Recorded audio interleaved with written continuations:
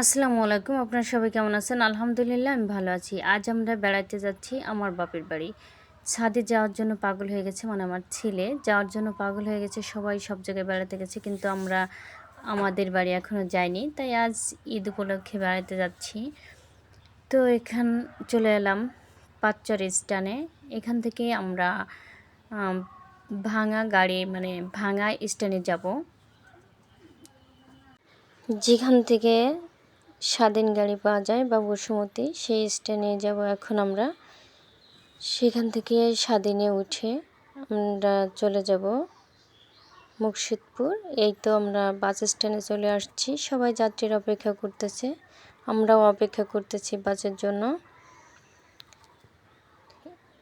এখানে চারিপাশে যে রাস্তার চারিপাশে যে গাছটা থাকে, এই গাছের ঠান্ডা ঠান্ডা আবহাওয়া খুব ভালো লাগতেছে। এখন একটু রোদ রোদ, গরমও আছে। এখন উঠে পড়লাম, এই যে স্বাধীন বাজে, আমরা সিট নিয়ে বসে আছি। আমার ছেলে রিল্যাক্সে বসে আছে, মানে মামা বাড়ি যাবে আনন্দে আত্মহারা।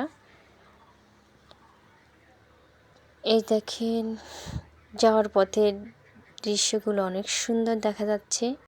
ছোটোবেলা আমরা যখন মামা বাড়ি যেতাম তখন খাওয়া দাওয়া কিছু থাকতো না, কখন মামা বাড়ি পৌঁছবো, কখন মামা বাড়ি পৌঁছবো। ঠিক আমাদের বাচ্চাদেরও ঠিক একই অবস্থা। একটা গাড়ি আগে চলে গেলে ভাবতেছে এই গাড়িটা আমাদের থেকে অনেক আগে চলে যাবে, আমরা পিছনে পড়ে যাব, এটা বলতেছে। তো আমার বাবার বাড়ি অনেকটা দূর, আর এখানে যাতায়াত পথগুলো কিন্তু অনেকটা সুন্দর, দূর দূর মনে হয় না। আর এই পাশ দিয়ে দেখেন এই যে গম, পেঁয়াজ এবং কত কিছুর ক্ষেত আর ক্ষেত, দেখতে কিন্তু অনেক সুন্দর দেখা যায়। চলে এলাম আমরা যেখানে নামবো সে গন্তব্যস্থানে। এখান থেকে নেমে আমরা একটা অটো নিয়ে নিব।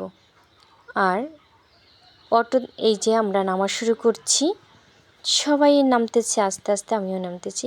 এইখানে আমার ভাই ওনরা আসবে আমাদের রিসিভ করার জন্য।